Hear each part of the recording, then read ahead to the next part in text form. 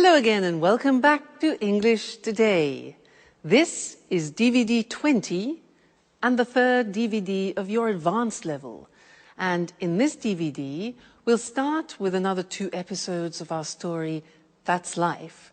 And then in our special TV programs, there'll be a discussion about how to manage change, known as change management. Then we'll move on to cinema and take a closer look at Star Wars. Then, in the grammar section, we'll look at ways of expressing your opinions in English. Then we'll study the construction used to, which we use when we're talking about habits. All right? So, have fun.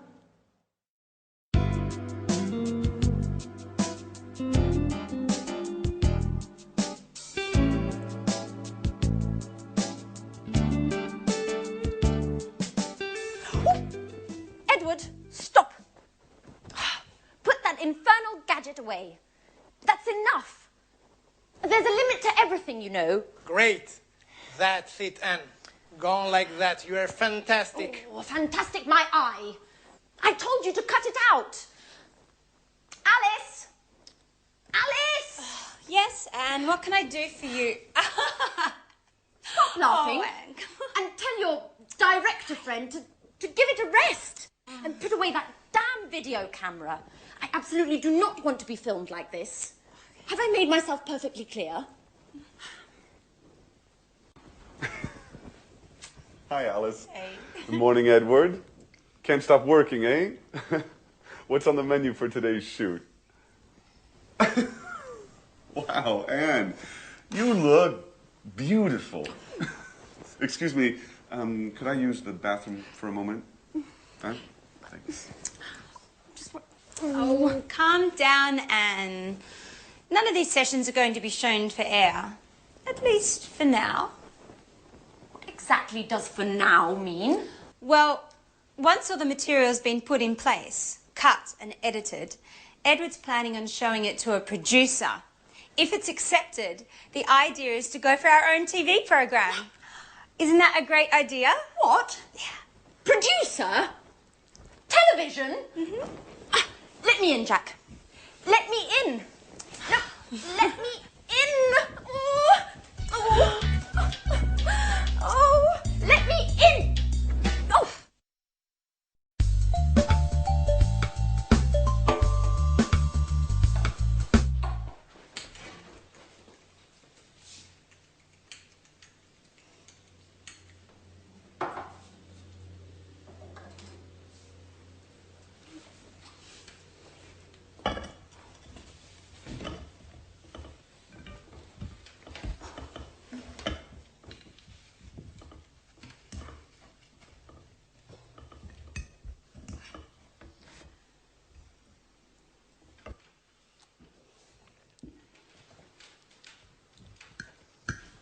So, Anne, what do you think of Edward?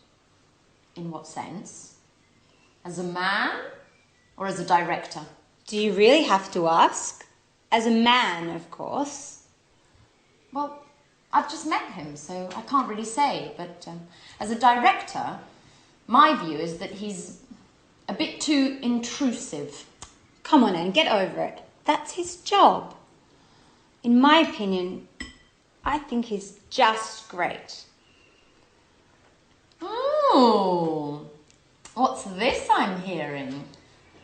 Our little Alice might be in love? Well, yes. As I see it, Anne, this is the first time in my life I've fallen head over heels in love. So much in love. But he doesn't even notice me. You know, we share so many common interests and we see things in the same way. We can talk for hours on end, but it just ends there. He looks on me as a good friend. Nothing more, nothing less. You know, I'm really not used to that role. Usually I'm the one to keep others at bay. Yes, I remember. Tom, Frank, David. How many broken hearts have you left behind? So tell me, have you asked Edward how he feels about you? No, of course not. Look, Edward isn't interested in some relationship. He's profound and introspective, spiritual. He's a person who enjoys observing and analysing others. Yes, if you ask me, too much so. Anyway, I can't agree with you, I'm afraid. Even spiritual beings, personal longings, I think you should tell him. And who knows, your Edward might be much more human than you think. Oh, maybe you're right. But I have to think of a special way to show him just how I feel. Maybe I should see what my horoscope has to say. Yes, I've just had a brilliant idea.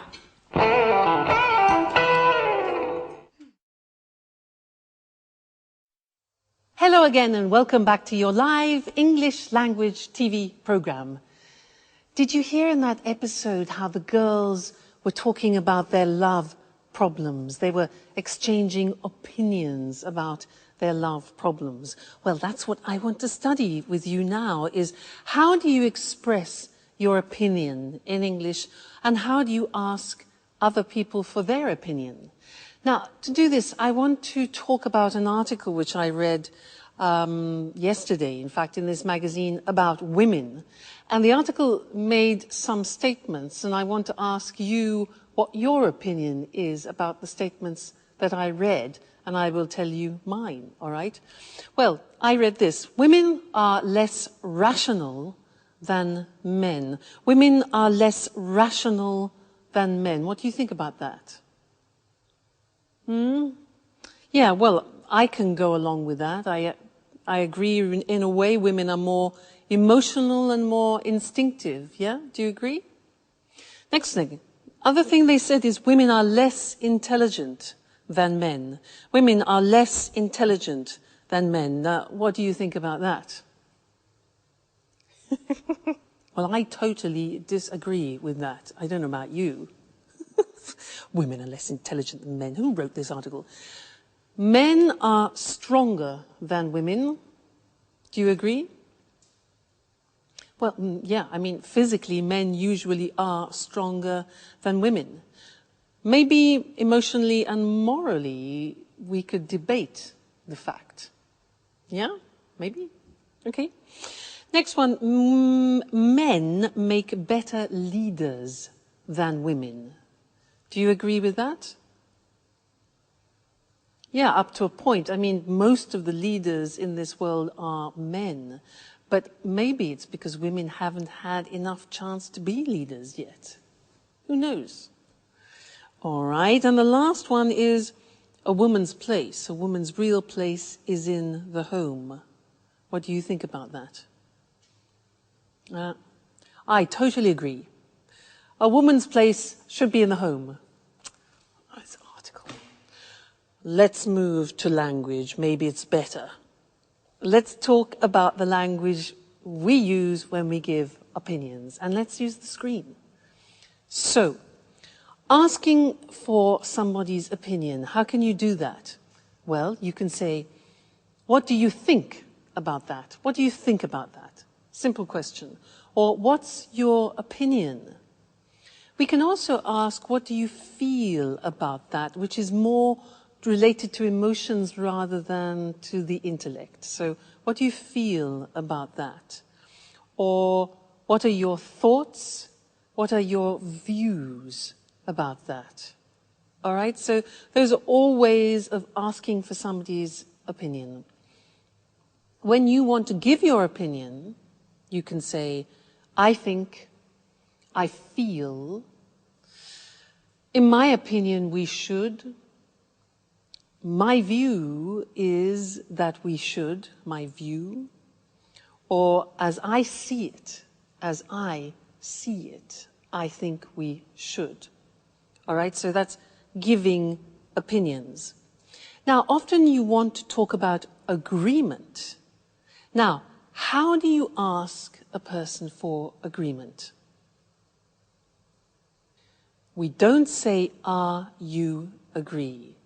Many languages translate that wrongly. It's not "are you agree," but "do you agree with me?"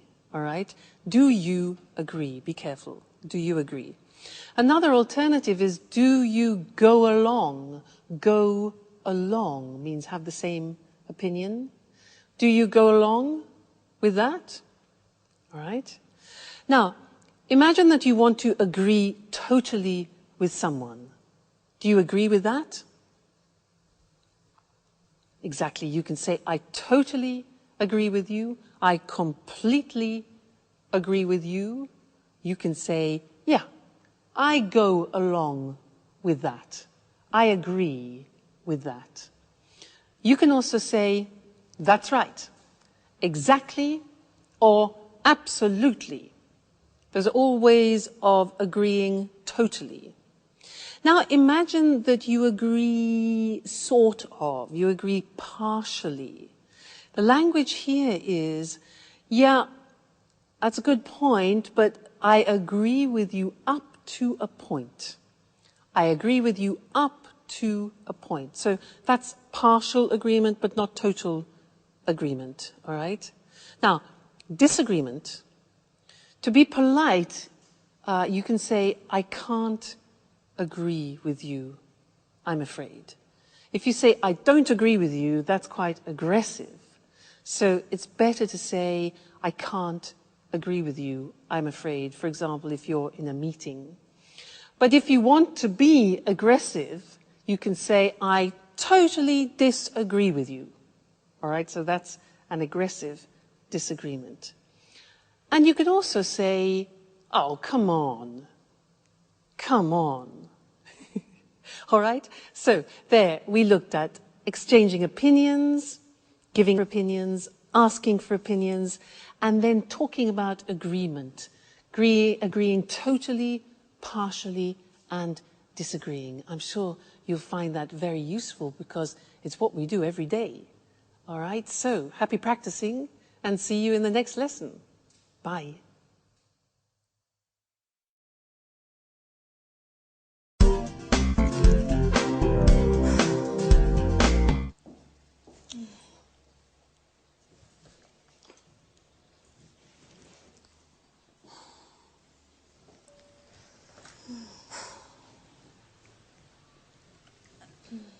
Alice? Are you feeling okay? Oh, yeah. Hi, Anne. I'm just preparing a little lunch for Edouard. Edouard? What's with the French accent? I thought you said he was Canadian. He is, from the French part. His mother's French, so he's fully bilingual. Well, now that you mention it, I had noticed a slight French accent. Oh, yes. Isn't it adorable?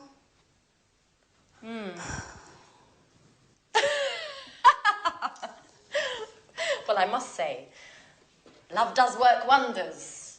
I'm not at all used to seeing you as a housewife.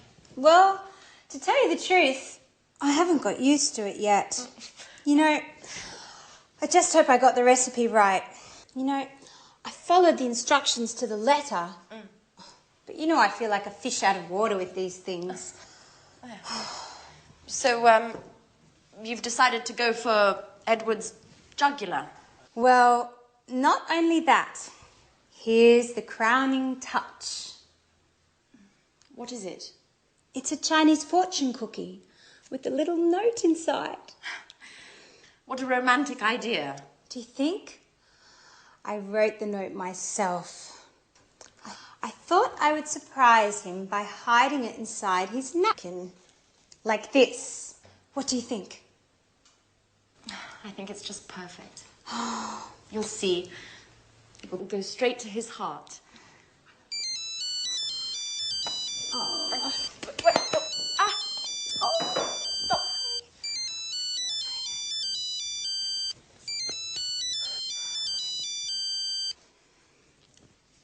Hello?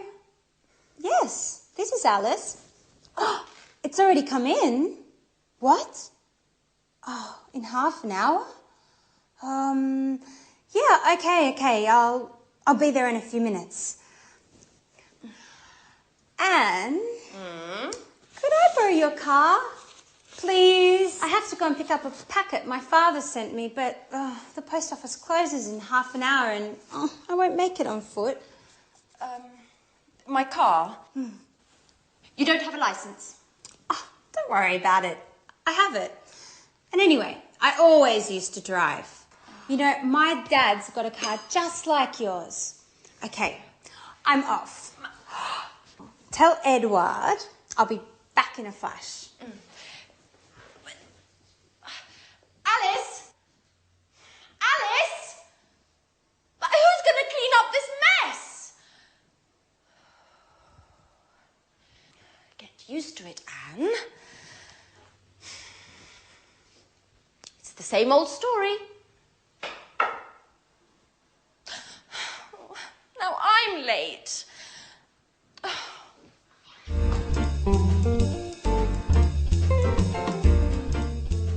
Oh, I can't believe I always get myself into these situations. I'm late and here I am helping Alice with her grand plan. I am. Oh, hello. Oh, that smells great.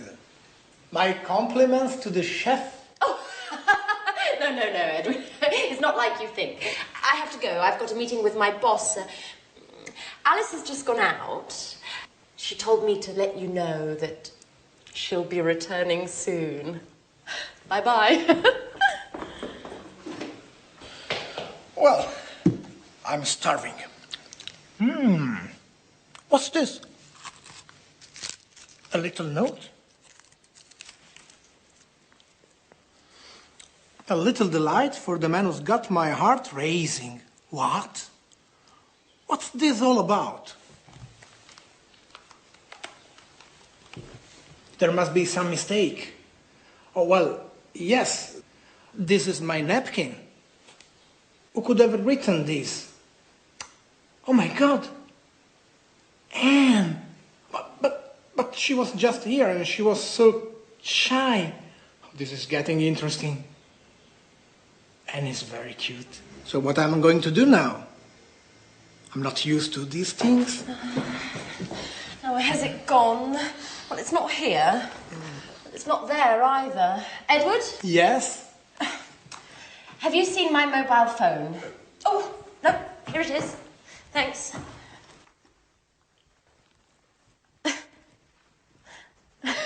Pardon me. Why are you eyeing me like that? Nothing. Well, all right. I've got to run. Bye-bye. She's acting like nothing is happening at all. This is getting very interesting.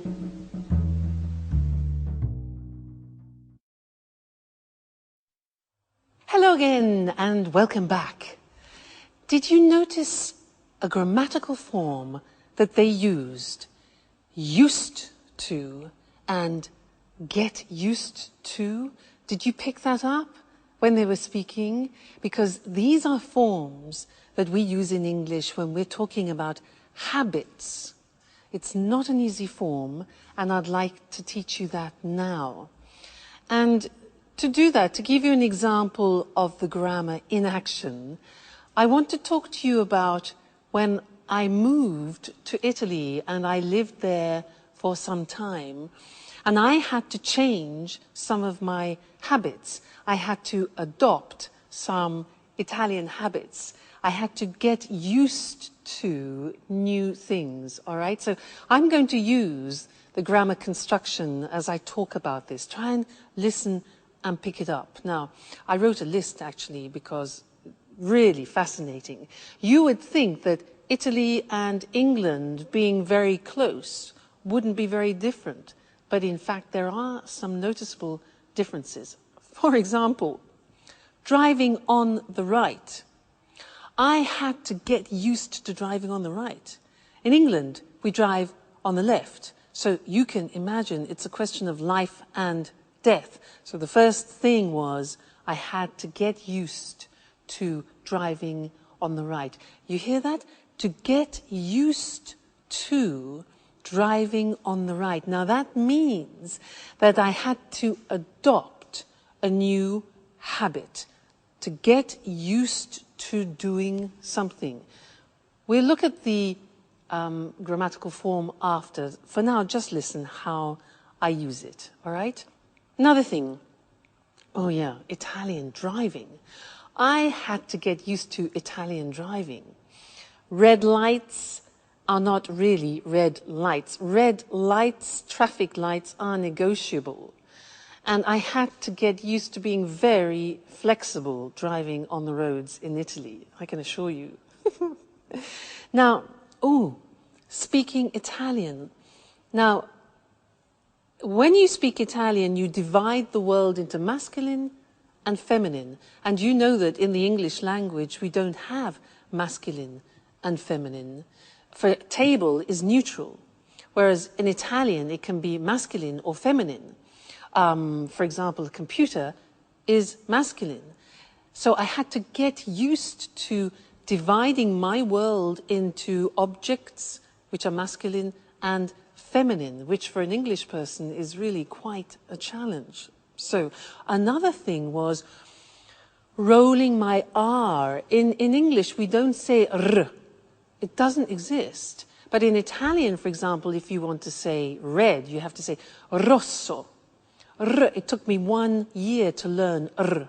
So I had to get used to rolling my R. Terrible.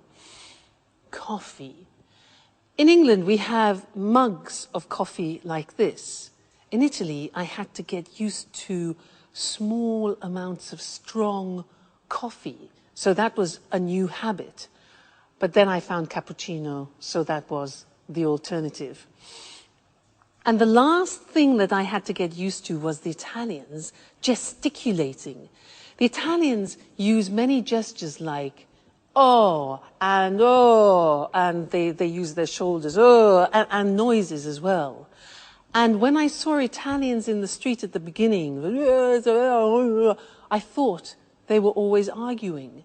But in fact, they're not. It's a normal way for the Italians to gesticulate. So I had to get used to reading the language as not necessarily aggressive. All right, so that's some of the things I had to get used to, all right? Let's go and look at this grammatical form now because it's not easy to use, all right? Let's look at the screen. So to get used to is followed by the gerund form. And it describes this process of changing and taking on a new habit. Look at the examples. I'm getting used to speaking Italian every day. Used to speaking Italian. Now, we use the verb get used to, because it describes the process. And you can put the verb get into any tense, present tense, past tense, future, no problem. Here we have it in the present continuous. So, I'm getting used to speaking Italian every day. Listen to the pronunciation. I said used with a T sound. Used, not used or used. Used. That's very important to distinguish it from the other verb, use. Okay? Used. The next example, I still haven't got used to driving on the right. Here we have it in the present perfect. I haven't got used to driving on the right. Next example, don't worry, you'll get used to it. For the future, you'll get used to it. All right, so here we have an example in the future, used to it, which is an object. In the past, I had to get used to it. In the question form, how long did it take to get used to? Okay, how long did it take to get used to? So, a difficult form. Now, let's move on to the next section, which is the verb to be used to. This is very interesting because when you change a habit, it's a process. But then when you have adopted the habit, it's a state. So we use the verb to be. The examples. I'm used to getting up early in the morning. That means that now I do it regularly with no problem. I am used. We use the verb to be for the state. He isn't, negative, used to working alone. In the past, I wasn't used to driving on the right. So here we have a state of a new habit using the verb to be. To get used to do something is adapting a new habit. It's the process. So that's a difficult grammatical form, but it's the only way in English that you can describe taking on new habits. So it's terribly important for you to learn. Don't worry, you'll get used to it slowly but surely. Okay, bye for now.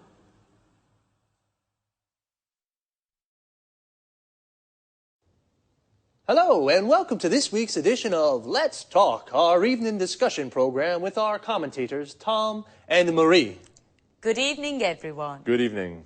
According to a recent report from the EU on the economies of the Eurozone, many companies are going through a difficult period.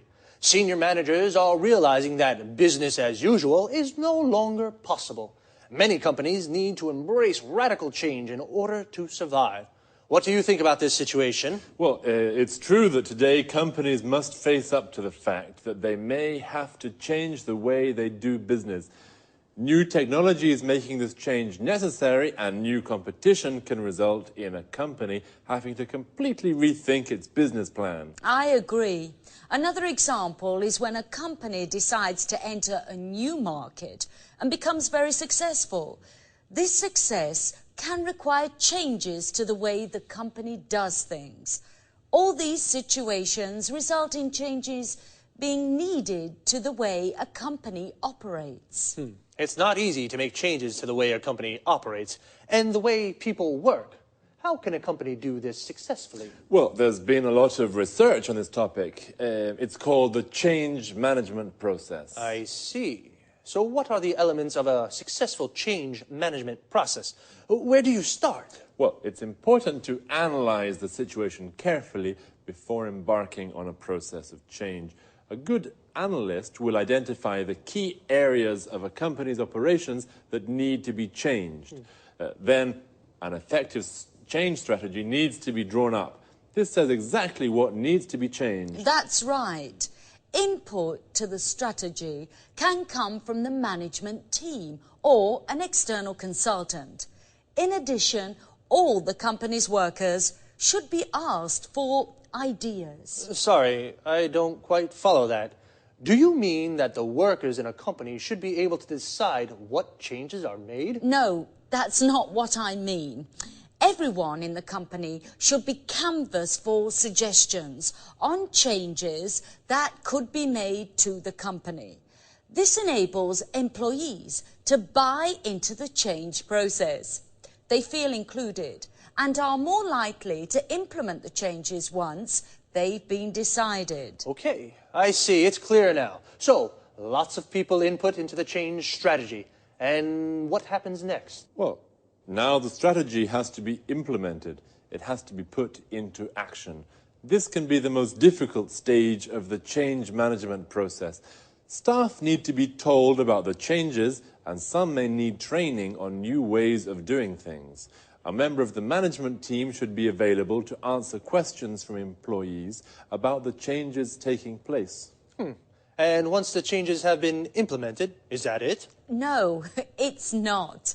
It's very important to consolidate the changes to make sure that employees don't go back to the old way of doing things.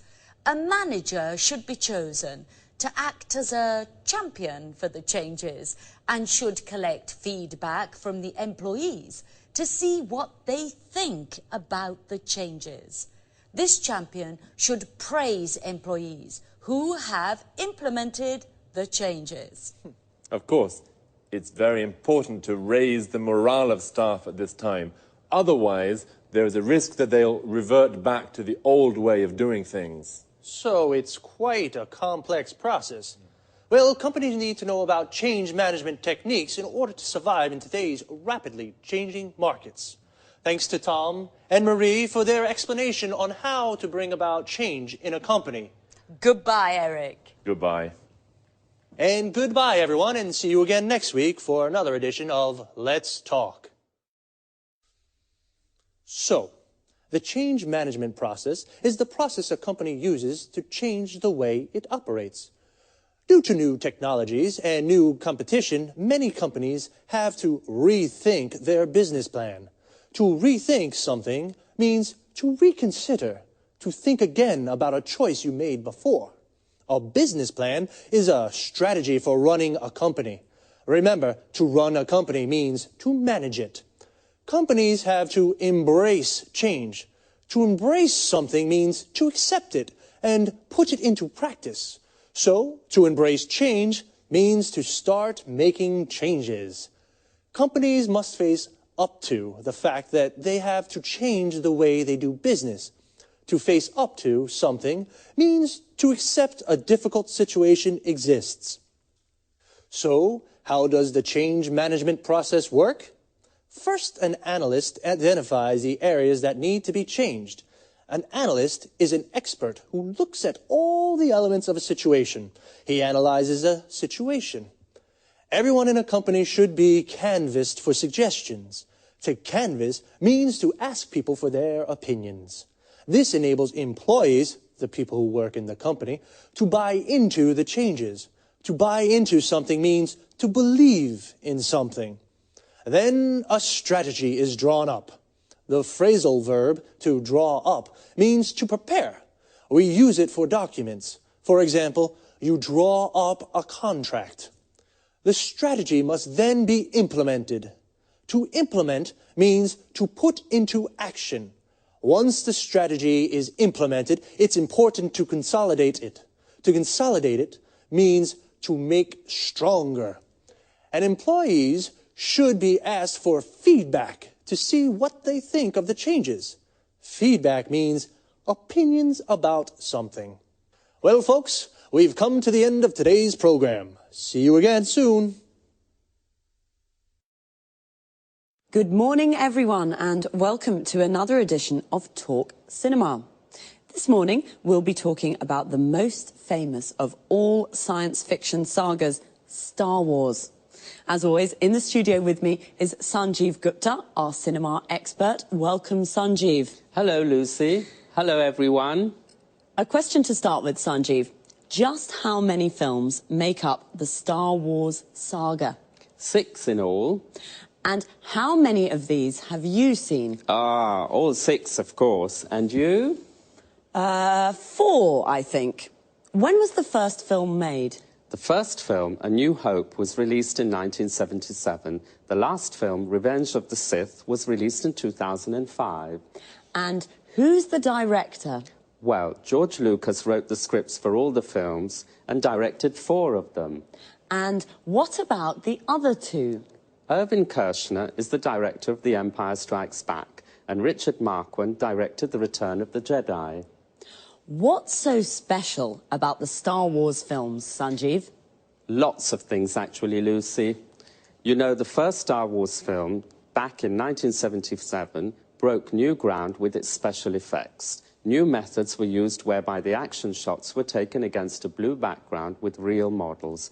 It doesn't sound sophisticated compared with today's computer-generated effects, but 29 years ago, it was revolutionary. In fact, the amount of time Lucas spent on the special effects almost resulted in the film not being finished. Why do you think the films have been so enormously popular? We're dealing with science fiction here, but really the storylines in the films draw on themes common not only to science fiction, but also to classical mythology. Really? Interesting. Yes, then there's the obvious struggle between good and bad. There's the famous force, the energy field that can be used for good but also for bad. Love plays a big part in the saga, as does the eternal struggle for power and domination. Love, power and domination, yes. So, have the films made a lot of money? It's been estimated that the films, along with the TV series, books and video games that have been made around the Star Wars theme, have generated $20 billion over the last 29 years. So, $20 billion, yes, that's rather a lot of money. And what about the music in the movies? I really love the music. Yes, I think the music has played an important role in helping people to remember the films. John Williams composed the scores for all 6 films. The style he uses has changed as the years have gone by. In the first films, he associated leitmotifs with each character, quite a simple approach. In the later films, he changed his mind and took a richer, more sophisticated approach to the music. One last question. Is the saga definitely complete now? I wouldn't bet on it. There are rumours that George Lucas may be working on a sequel, but for television, not for the cinema. So, we may be seeing Luke Skywalker again soon. Wonderful. Well, thanks, Sanjeev, and goodbye. Goodbye. To all of you and Sanjeev, may the Force be with you. Goodbye. Now, let's have a look at some of that vocabulary we just used. So, 6 films make up the Star Wars saga. To make up something here means to go together to form the whole of something. The 6 films form the entire saga. To make up something is a phrasal verb that can also mean to invent something. For example, I made up a story means I invented a story. The first Star Wars film was released in 1977. We say a film is released when it can be seen at the cinema for the first time. It broke new ground with its special effects. To break new ground means to do something for the first time. It broke new ground because it was the first film to shoot the action shots with real models. An action shot is a scene of a film with action. For example, a car chase or a battle. And what are special effects? They're visual effects added to a film after the shooting has been completed. The shooting is the filming process of a film. The special effects used in the first Star Wars films were not very sophisticated compared with the computer-generated effects of today's films. Computer-generated effects are special effects that are made using a computer.